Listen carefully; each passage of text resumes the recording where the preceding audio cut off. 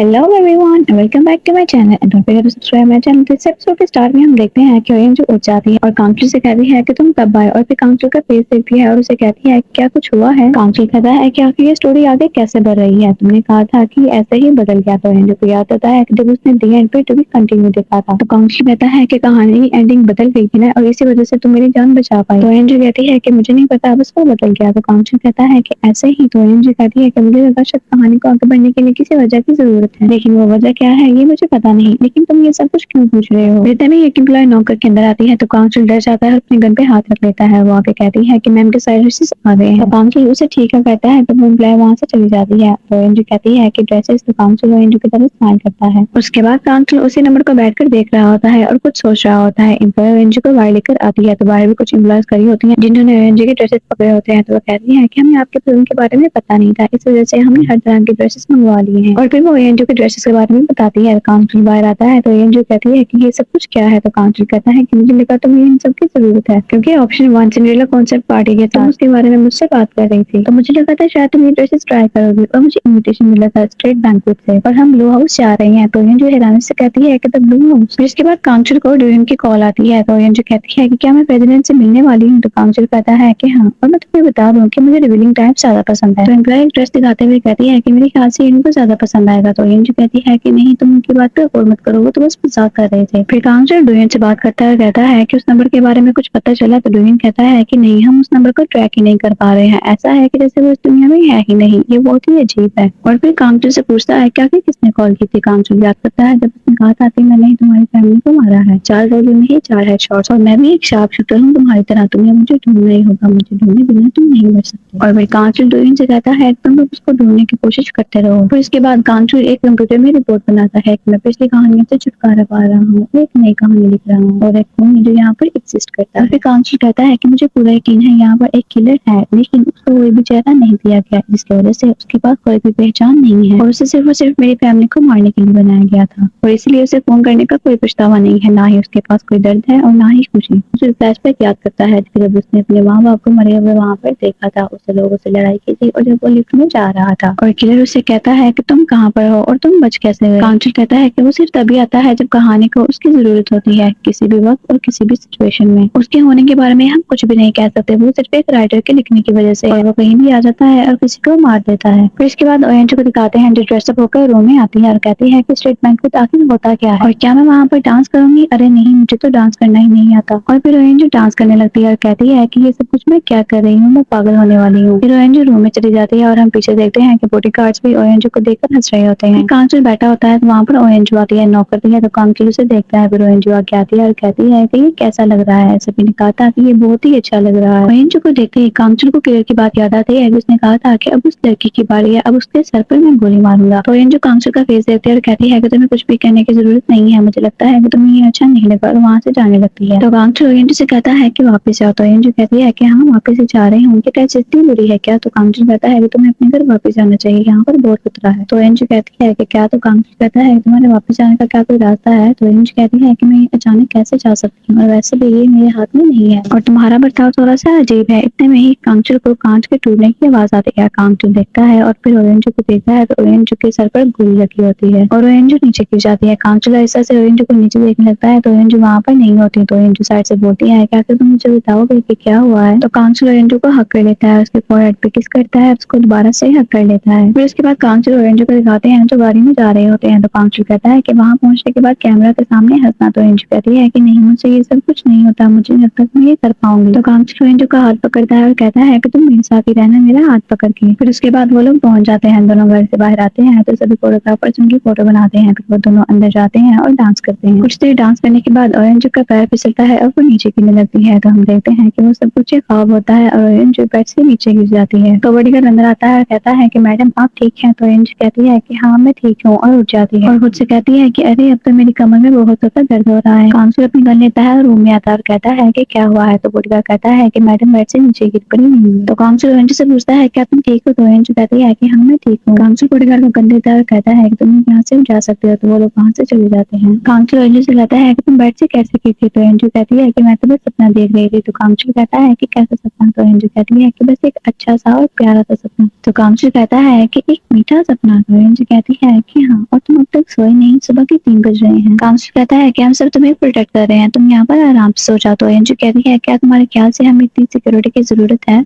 मुझे ऐसा लगता है कि जैसे हर पल मुझे कोई देख रहा हो, इस वजह से मैं सुकून से सो भी नहीं पाती। तो काउंसलर कहता है कि हमें नहीं पता कि वो यहाँ पर कब आएगा, तो इस वजह से हमारे पास और कोई चॉइस नहीं है। तो एंजू कहती है कि लेकिन मैं यहाँ पर तो नहीं मर सकती, और तुम तो जानते हो ना कि मैं इस दुनिया में अमर हूँ और मैं यहाँ पर नहीं मर सकती, और वैसे भी मुझे यहाँ पर कौन मारना चाहेगा। तो काउंसलर कहता है कि हाँ, तुम यहाँ की नहीं हो, इस वजह से तुम पर कोई भी रूल नहीं है, और हम एक ऐसे किले के साथ डील कर रहे हैं जिसकी कोई पहचान नहीं है, और जब तक हम उसके बारे में पता नहीं लगा सकते हमारे पास और कोई चॉइस नहीं है। और चलो तुम थोड़ी देर के लिए सो जाओ। तो एंजू कहती है क्या फिर हम ऐसे ही जिएंगे, क्या अब हम पार्टी में भी नहीं जा सकते? तो काउंसलर कहता है कि मैंने उसे कैंसिल कर दिया। और एंजू कहती है कि मैं जेल से तो बाहर आ गई हूँ, लेकिन मुझे ऐसा लगता है कि जैसे मैं अभी भी कैदी हूँ, मुझे यहाँ पर बंद करके रखा है और मैं यहाँ से कहीं भी नहीं जा सकती। मैंने कहा था कि हम स्वीट चीजें करेंगे, शॉपिंग करेंगे, ग्रोसरी शॉपिंग करेंगे और इनमें कोई सी 10 चीजें स्वीट करेंगे, लेकिन वो सब झूठे वादे थे। तो काउंसलर कहता है कि हम लोग बाहर नहीं जा सकते, लेकिन हम घर में ही बहुत कुछ कर सकते हैं, क्या तुम्हें भूख नहीं लगी? और एंजू का हाथ पकड़ते हुए किचन में आ जाता है। बॉडीगार्ड कहता है क्या मैं किसी को बुलाऊं? तो काउंसलर कहता है कि नहीं, ये ठीक है, मैं इसे खुद करना चाहता हूँ। उनसे कहता है कि तुम लोग यहाँ से जा सकते हो, तो वो लोग वहाँ से चले जाते हैं।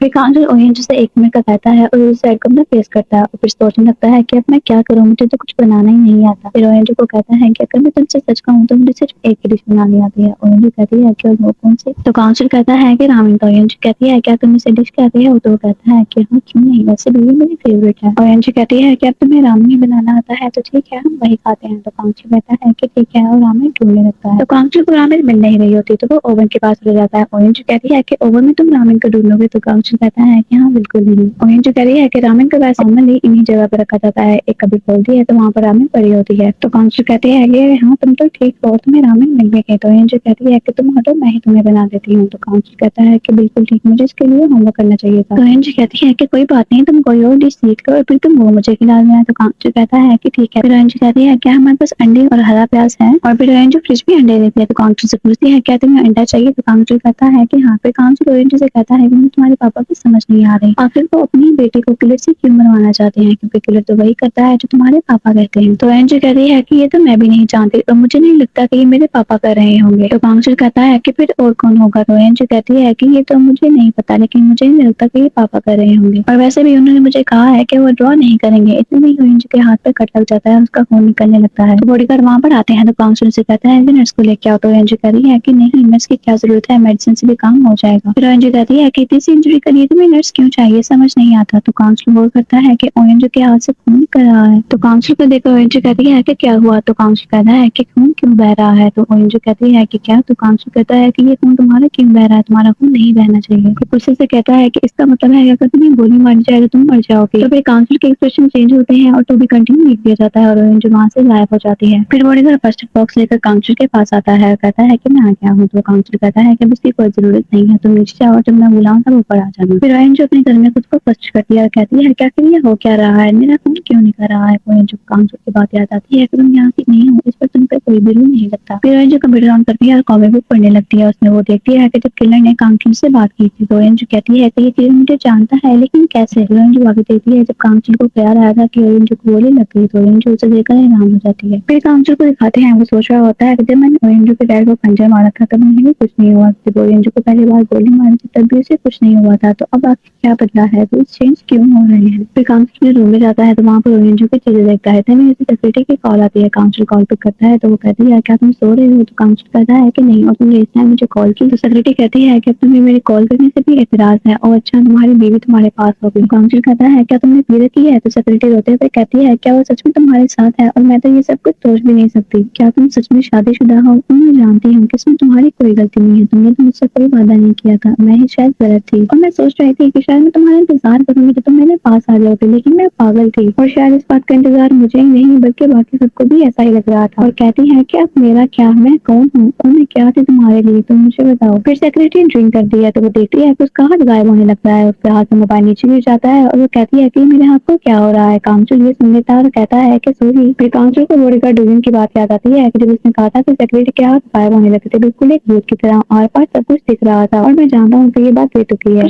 जब भी खड़े होकर खुद को आईने में देखती है तो वो पूरी तरह से गायब होने लगती है। उसके हाथ से उसका ग्लास टूट जाता है और वो चीखती है। कांचू ये सुनकर वहां से भागता है। सेलिब्रिटी खुद को आईने में देखकर परेशान हो रही होती है। कांचू रास्ते में आते हुए सोचता है कि आखिर ये सब कुछ क्या हो रहा है। कांचू को किलर की बात भी याद आती है। तो कांचू कहता है कि हर कैरेक्टर का एक रोल होता है जो वो प्ले करते हैं। फिर उसे याद आता है कि उसने जनरल मैनेजर से कहा था कि हम डब्ल्यू प्रोजेक्ट को बंद कर सकते हैं, तो वो भी वहां से गायब होने लगे थे। तो कांचू कहता है कि जब उनका रोल खत्म हो जाता है तो वो भी वहां से गायब हो जाते हैं। और दूसरी जगह जब एक कैरेक्टर के लिए वजह बनाई जाती है तो कांचू सोचता है कि जब ऑरेंज को रिंग पहनाई गई थी तो उसके बाद से ही उसका फोन निकला था। तो वो कहता है कि जब हम किसी कैरेक्टर को खुद ही वजह देते हैं तो हम उसको मेन कैरेक्टर बना देते हैं। तो ऑरेंज कहती है कि सही मैं मेन कैरेक्टर तो नहीं बन गई क्योंकि मैंने मेन कैरेक्टर से शादी की है, तो इसका मतलब है कि मैं कॉमिक पर भी मर सकती हूँ। तो कांचू कहता है कि वो जो असली कातिल है वो आखिर गायब क्यों नहीं हो जाता, उसका यहाँ पर होने का अब क्या मकसद है और क्या उसे भी मेरी तरह अपने बारे में पता चल गया है। और फिर हमें फ्लैशबैक दिखाते हैं कि जब पुलिस स्टेशन में सब कुछ रुक गया था तो किलर भी रियल वर्ल्ड में चला गया था। तो कांचू कहता है कि अब इसका मतलब है कि वो अब रियल वर्ल्ड में है। फिर हमें किलर को दिखाते हैं जो रियल वर्ल्ड में ही होता है। उनके साथ में आ रहा होता है जो पूरा नशे में होता है। इतने में ही उसके पास किलर आता है और किलर उससे टकराता है। तो किलर को पकड़ लेता है कि तुम मुझसे टकराए कैसे। फिर जब वो किलर का फेस देखता है तो डर जाता है और नीचे गिर जाता है। किलर उसे कहता है कि ये मैं कहाँ पर हूँ, ये कौन सी जगह है और कांचू कहाँ है। तो कहता है कि ये सब कुछ क्या हो रहा है और डर के मारे वहां से चिल्लाते हुए भाग जाता है। फिर आगे चलते हुए वो एक शॉप में कांचू का पोस्टर देखता है जिससे उसे पता चलता है कि वो लोग कॉमिक वर्ल्ड में रहते हैं। और फिर जब उसे पता चलता है कि उसका कोई वजूद ही नहीं है तो बहुत ज्यादा गुस्से में आ जाता है और उस कांच को भी तोड़ देता है। और कांचू से ज्यादा किलर अब बेचैन हो जाता है अपने बारे में जानने के लिए। फिर किलर वहां से गायब हो जाता है। किलर कहता है कि कांचू कहाँ गया, क्या वो सच में मर गया, लेकिन वो मर कैसे सकता है, मैं कब से उसका यहाँ पर इंतजार कर रहा हूँ और मैंने उसका 10 साल इंतजार किया है ताकि वो मुझे ढूंढे, और अब क्या वो ऐसे ही मर सकता है, ये ऐसे ही खत्म नहीं हो सकता। और जब किलर को पता चला कि कांचू मर चुका है तो वो गुस्से से पागल हो गया और अब किलर की वजह से कहानी दोबारा से शुरू हुई। फिर जब किलर हाथ बीच पर खड़ा होता है तो दो लड़के उसके पास आते हैं और कहते हैं कि यहाँ पर खड़े होना खतरनाक हो सकता है, आप यहाँ से नीचे उतर जाएं। तो किलर अंदर हमला कर देता है। कांचू सोचता है कि किलर ये जानता नहीं था कि इस दुनिया में कैसे वापस आया जाए, इसलिए तब तक वो उस दुनिया में घूमता रहा। फिर हमें ऑरेंज को दिखाते हैं जो टाइम देखते हुए कहती है कि कांचू को मेरी चिंता हो रही होगी, अब मैं क्या करूँ। इतने में ऑरेंज को एक कॉल आती है। ऑरेंज कहती है कि अब इस टाइम मुझे किसकी कॉल लगी। ऑरेंज कॉल पिक करके हेलो बोलती है तो वो किलर होता है। किलर कहता है कि तुम वापस आ गए, तुम ओसन लोग की बेटी हो ना, तुम ऑरेंज हो ना, और तुमने कांचू से शादी किया है। ये सुनते ही ऑरेंज चीखते हुए कॉल बंद करती है और मोबाइल पर फेंक देती है। फिर हमें दिखाते हैं कि किलर ने किसी को मार के उसके मोबाइल से ऑरेंज को कॉल की होती है। फिर ऑरेंज सुबोंग के पास जाती है जो सो रहा होता है। ऑरेंज कहती है कि जल्दी से तो हमें यहाँ से जाना होगा। तो सुबोंग कहता है कि क्या हुआ है। ऑरेंज जल्दी से अपने डैड का आईपैड पकड़ती है और वहां से जाने लगती है और सुबोंग से कहती है कि चाबी तुम्हें मिली कि नहीं, और वो दोनों जल्दी से बाहर आने लगते हैं। सुबोंग कहता है कि आखिर इतनी जल्दी में हम जा पा रहे हैं। फिर वो दोनों गाड़ी में बैठते हैं और जल्दी से वहां से चले जाते हैं। फिर हम देखते हैं कि किलर ऑरेंज के डैड के ऑफिस में आ चुका होता है। वो वहां देखता है तो ऑरेंज वहां पर नहीं होती, तो ऑरेंज के घर में चला जाता है। वहां पर भी ऑरेंज को नहीं पाता तो वहां से भी गायब हो जाता है। फिर हमें सुबोंग को दिखाते हैं जो कहता है कि तुम्हारा मतलब है कि मैं फिर गाड़ी चलाता जाऊं। तो ऑरेंज कहती है कि हाँ, घर से जितना हो सके उतना दूर जाओ। सुबोंग कहता है कि जो भी हो तुम मुझे किसी भी बात से चौंका नहीं सकती। तो ऑरेंज कहती है कि जो भी हो तुम कॉल को मत उठाना, और अगर किसी रॉन्ग नंबर से कॉल है तो उसे पूरी तरह से इग्नोर करना। ऑरेंज अभी सुबोंग को कहती है कि वो खूनी मेरे पीछे पड़ा है। इतने में वो सामने देखती है तो किलर सामने खड़ा होता है। ऑरेंज सुबोंग से कहती है कि गाड़ी को वापस लो, लेकिन वो गाड़ी को रोक देता है और कहता है कि ये कौन है और ये क्या हो रहा है। लेकिन जैसे ही किलर गन को सामने करता है तो वो कहता है कि ये गन है, अरे हाँ ये तो गन है। और फिर वो जल्दी से गाड़ी को पीछे करते हैं, लेकिन पीछे जाके गाड़ी हिट हो जाती है और वो रुक जाते हैं। फिर किलर ऑरेंज पर गोली चला देता है। गोली ऑरेंज पर लगने वाली होती है। इतने में ही ऑरेंज वहां से गायब हो जाती है और कांचल के कार में आ जाती है। ऑरेंज पहले कार को देखती है, फिर देखती है कि साइड पर कांचल बैठा होता है। कांचल बॉडीगार्ड से पूछ रहा होता है क्या तुमने वॉशरूम में ऑरेंज को चेक किया। तो बॉडीगार्ड कहता है कि नहीं, वो वहां पर भी नहीं है। तो ऑरेंज कहती है कि मैं यहाँ पर हूँ। तो कांचल ऑरेंज को देखता है। फिर कांचल गाड़ी को रोड की साइड में खड़े करता है। तो बॉडीगार्ड कहता है कि ये मैडम की आवाज थी। तो कांचल कहता है कि हाँ, वो मिल गई है और वो ठीक है। फिर कांचल ऑरेंज से पूछता है क्या तुम ठीक हो। तो ऑरेंज बहुत तेजी से सांस ले रही होती है। तो कांचल कहता है क्या तुम्हें चोट लगी है। तो ऑरेंज कहती है कि मैं तो लगभग मर ही गई थी, उस खूनी ने मुझ पर गोली चलाई थी। तो कांचल कहता है कि कहाँ। तो ऑरेंज कहती है कि उसने मेरे पापा के घर पर कॉल की थी, मैंने वो कॉल उठा ली तो वो वहां पर आ गया था और मैं वहां से भाग निकली, लेकिन उसने मुझ पर गोली चला दी और मैं ठीक मरने से थोड़ी देर पहले यहाँ पर आ गई। तो कांचल ऑरेंज के फोरहेड पर किस करता है, उसे हक कर लेता है। फिर ऑरेंज कहती है कि सुबोंग का क्या हुआ होगा। तो कांचल कहता है कि कौन सुबोंग। तो ऑरेंज कहती है कि वो मेरे पापा के साथ काम करता है और अभी उस वक्त वो भी मेरे साथ कार में था। फिर वो सुबोंग को दिखाते हैं जो किलर से कह रहा होता है कि प्लीज मुझे मत मारो मत मारो। इतने में किलर आगे आता है और देखता है कि ऑरेंज वहां पर नहीं होती, तो वहां से गायब हो जाता है। फिर सुबोंग ऊपर देखता है तो किलर वहां पर नहीं होता, तो गाड़ी वहीं पर छोड़ के वहां से भाग जाता है। तो ऑरेंज कहती है कि अगर उसने सुबोंग को गोली मार दी होगी तो कांचल कहता है कि उसका टारगेट तुम थी, तो मुझे लगता है कि वो ठीक होगा। तो ऑरेंज कहती है कि मुझे तो मोम की भी चिंता हो रही है, अगर वो मुझे ढूंढते हुए मेरे घर चला गया तो मोम क्या करेंगी। फिर सुबोंग भागते हुए जा रहा होता है। इतने में ऑरेंज की मोम की गाड़ी से टकरा जाता है। वो देखता है कि ऑरेंज की मोम है तो गाड़ी में बैठ जाता है। ऑरेंज की मोम कहती है कि तुम्हें क्या हुआ है, और ऑरेंज से क्या तुम मिले हो, मैं ऑरेंज के डैड से मिलने के लिए जा रही हूँ। तो सुबोंग कहता है कि आप वहां पर नहीं जा सकती, आप दूसरी तरफ चलिए, अगर आप वहां पर गई तो आपको गोली मार दी जाएगी। और उनसे कहता है कि प्लीज गाड़ी घुमाइए, जल्दी कीजिए, प्लीज मेरी बातों का यकीन कीजिए और यहाँ से चलिए। तो वो लोग वहाँ से चले जाते हैं। इतने में कि वापस ओएनजी के डैड के ऑफिस में आता है और कुछ तरह के कोई पेपर देखता है। फिर हमें फ्लाइट में ओएनजी के डैड को दिखाया जाता है, जिनके पास एक लड़का आता है और कहता है कि आप ओसन हो? तो वो कहते हैं कि हाँ। तो वो कहता है कि मैं आपका बहुत बड़ा फैन हूँ, क्या मुझे एक साइन मिलेगा? और कहता है कि मैंने सुना था कि आपको बहुत चोट लगी है, लेकिन अब आप ठीक ही लग रहे हो। तो ओएनजी के डैड कहते हैं कि हाँ मैं ठीक हूँ। तो वो कहता है कि तभी सच में खत्म हो चुका है, क्या सीक्वल का कोई प्लान है? तो ओएनजी के डैड उसे घूरने लगते हैं। तो कहता है कि मैं उसे मिस कर रहा हूँ सर, इसलिए। तो फिर वहाँ से वो चला जाता है। तो ओएनजी के डैड वॉशरूम जाते हैं। इतने में वहाँ पर किलर आ जाता है और कहता है कि मैं कौन हूँ और मैं कहाँ पर हूँ और कांगचुल कहाँ पर है और मैं कौन हूँ? आखिर तुम मुझे बताते क्यों नहीं हो कि मैं कौन हूँ? ओएनजी के डैड ये देख कर बहुत ज्यादा डर जाते हैं। किलर कहता है कि मैं कौन हो सकता हूँ, तुम मेरे लिए एक पहचान ढूंढो। ओएनजी के डैड बाहर आने वाले होते हैं, इतने में ही उसे किलर पकड़ लेता है। बाहर से एक लड़की गुजर रही होती है जो अजीब तरह की आवाज अंदर से सुन रही है। तो नॉक करती है और कहती है कि सर आप ठीक है, लेकिन उससे कोई भी जवाब नहीं मिलता। फिर हमें काउंसिल को दिखाते हैं। काउंसिल ओएनजी से कहता है क्या तुम्हारे पापा से बात हुई? क्या उन्होंने तुम्हें कुछ बताया? तो ओएनजी कहती है कि नहीं, मेरी उनसे बात नहीं हो सकी, वो प्लेन में है। और काउंसिल से पूछती है क्या तुम कहाँ जा रहे थे? फिर वो लोग सिक्योरिटी के घर आते हैं। ओएनजी देती है और कहती है कि ये तो सिक्योरिटी का घर है ना, मैंने इसको कॉमिक में देखा था। काउंसिल बहुत सारा डोर नॉक करता है, लेकिन सिक्योरिटी दरवाजा नहीं खोलती।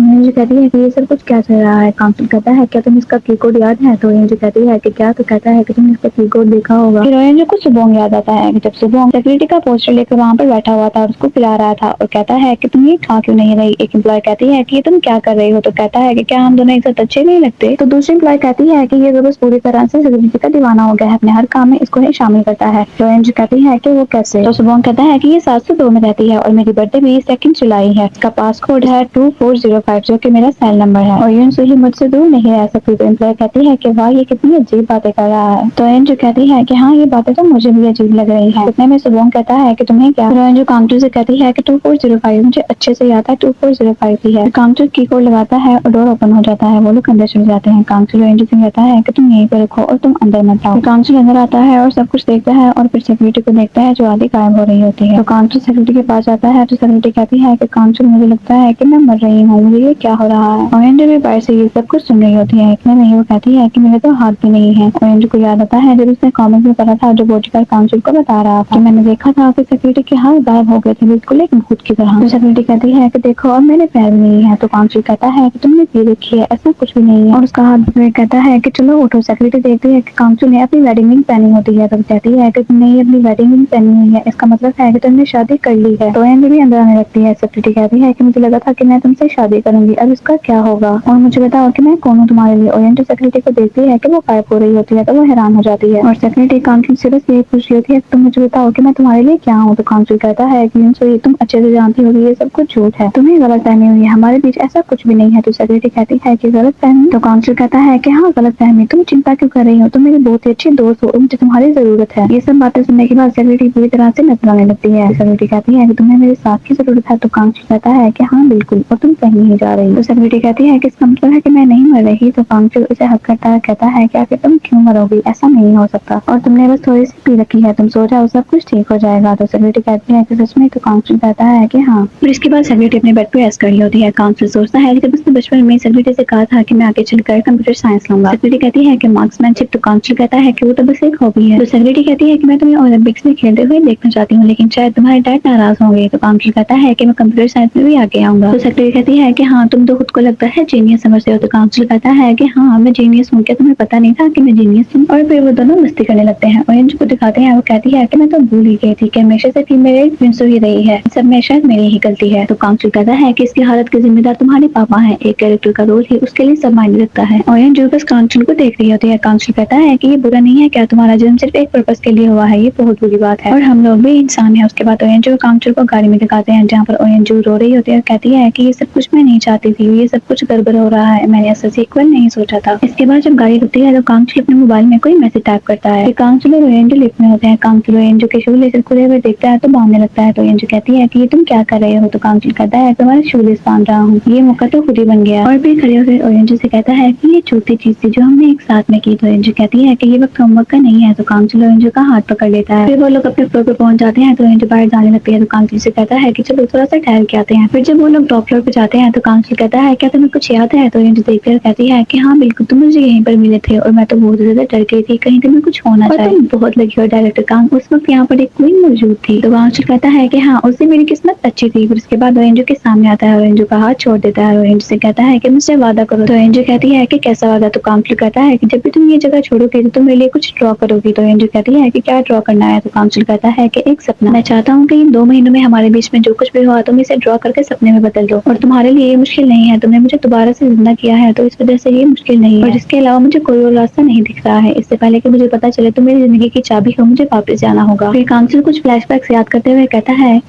कि हम पहली बार यहाँ पर मिले थे और जैसे जैसे मैं तुम्हें ढूंढ रहा था तुम कॉमिक में वापस आती गई। फिर कांचल याद करता है कि जब ओएन ने उसे बताया था कि हम अभी कॉमिक में हैं और तुम उसके मेन कैरेक्टर हो, और कहता है कि तुम्हारी वजह से मुझे वो सब कुछ पता चला जो मुझे पता नहीं चलना चाहिए था। मैं तुम्हारे पिताजी से मिला और मैंने अपनी लाइन क्रॉस कर दी। मेरे पीछे पीछे कातिल भी असली दुनिया में पहुंच गया और मेरी दोस्त वो भी मरने वाली है, और सबसे जरूरी बात कि तुम नहीं मर सकती, मैं वो सब कुछ दोबारा नहीं देख सकता। तो इन सब का सोल्यूशन यही है कि हमें उस वक्त में वापस जाना होगा जब हम एक दूसरे को नहीं जानते थे। जब मैं तुम्हें नहीं जानता हूँ तो मैं तुम्हें वापस ढूंढूंगा भी नहीं, मैं तुम्हारे बारे में सोचूंगा नहीं, तुम यहाँ पे खींची हुई चली नहीं आओगी और ना ही मुझे सच के बारे में पता चलेगा, और मैं तुम्हारे पापा को गोली नहीं मारूंगा, कातिल इस दुनिया में नहीं आएगा और किसी की भी जान को कोई खतरा नहीं होगा। और एंजू ये सब कुछ सुन के सिर्फ रो रही होती है। कांचल कहता है कि मैं शुक्रगुजार हूँ कि तुमने मेरी जान बचाई, लेकिन अब मुझे मेरे कैरेक्टर के लिए जीना होगा। अगर मेरा वजूद एक ऐसे किलर को ढूंढना है जिसका कोई वजूद ही नहीं है तो यही सही है। और एंजू कुछ भी नहीं बोलती। तो कांचल कहता है कि तुम क्या सोच रही हो, क्या तुम मुझे समझ रही हो। तो एंजू कहती है कि हाँ मैं समझ गई। तो कांचल कहता है क्या तुम मेरे लिए ड्रॉ करोगे, ये सब कुछ एक सपना था, एक बेड पे लेटे हुए सपना जो मुझे कभी भी याद नहीं रहेगा। और एंजू के एक पेन ड्राइव देता है और कहता है कि वादा करो तुम ये सब कुछ ड्रॉ करोगे, और उसका कोई मकसद नहीं है तो वो कभी भी और कहीं भी आ सकता है, तुम संभल के रहना। तो मुझे जवाब दो, हमें नहीं पता कि वो इस वक्त किधर है, उसका कोई वजूद नहीं है, हम नहीं जानते वो अभी क्या कर रहा है। तो एंजू बस इतना ही कहती है कि वादा रहा। तो कांचल पीछे हटते हुए कहता है कि मुझे इस बात का अफसोस है कि हम सिर्फ और सिर्फ 4 ही चीजें एक साथ कर पाए। मैं तुम्हारे साथ 100 चीजें करना चाहता था, मुझे अभी तुम्हें पकड़ना है लेकिन मैं ऐसा नहीं करूंगा वरना मेरे जज्बात हिल जाएंगे। तो एंजू कहती है क्या तुम कहीं जा रहे हो। तो कांचल और ऊपर होते हुए कहता है कि हमारे पास वक्त बहुत कम है, इसलिए हमें जो भी करना है वो जल्दी करना होगा। और एंजू से कहता है कि सुनो एंजू, तुम मेरे बारे में भूल जाओ, मैं सिर्फ और सिर्फ एक कार्टून कैरेक्टर हूँ, और अगर तुम मुझसे दोबारा मिलना चाहो तो मैं तुम्हें बुक स्टोर में मिल जाऊंगा, ठीक है ना। और ये कहने के बाद कांचल बिल्डिंग से कूद जाता है। फिर हमें कांचल को हॉस्पिटल के बेड पे दिखाया जाता है जिसकी आंखों से आंसू आ रहे होते हैं। कांचल देखता है तो बॉडीगार्ड सामने न्यूज देख रहा होता है जिसमें रिपोर्टर कहता है कि अभी कांचल के अपराधी को पुलिस ढूंढ रही है लेकिन उनको कोई भी क्लू नहीं मिला है। और फिर वहाँ पर सेक्रेटरी भी आ जाती है। सेक्रेटरी कांचल से पूछती है कि तुम उठ गए और अब तुम कैसा फील कर रहे हो। कांचल से कहता है क्या तुम्हें कुछ मिला। तो सेक्रेटरी कहती है कि नहीं, अभी हम सीसीटीवी फुटेज देख रहे हैं, वो थोड़े स्लो है। उसके बाद सेक्रेटरी कांचल से कहती है क्या तुम रो रहे हो। तो बॉडीगार्ड उसे देखने लगता है। तो कांचल कहता है कि नहीं, शायद कोई बुरा सपना देख लिया। सेक्रेटरी कहती है कि इतना बड़ा सपना था कि तुम नींद में ही रो रहे हो। तो कांचल कहता है कि मुझे याद नहीं, क्या तुम मुझे थोड़ा सा पानी दे सकती हो। तो सेक्रेटरी उसे पानी दे सकती है और कहती है कि तुम्हें थोड़ा संभल के रहना चाहिए, आखिर तुम अकेले ऊपर कर क्या रहे थे। तो ऐसे थे जैसे तुम्हें किसी ने वहाँ पर दावत दी हो। वो तो शुक्र है कि तुम्हें वेटर ने देख लिया था, तुम आखिर वहाँ पर कर क्या रहे थे। फिर हमें एंजू को दिखाते हैं जो गाड़ी में बैठ के ये सब कुछ ड्रॉ कर रही होती है और रो रही होती है। फिर एंजू अपनी वेडिंग देखती है और अपना हाथ भी देखती है। कांचल भी इसी वक्त अपना हाथ देख रहा होता है और एंजू बहुत ज्यादा रो रही होती है। और यहीं पर हमारी आज की एपिसोड खत्म होती है। आपको मेरी सॉल्यूशन कैसे लगी मुझे जरूर बताइएगा and don't forget to subscribe my channel.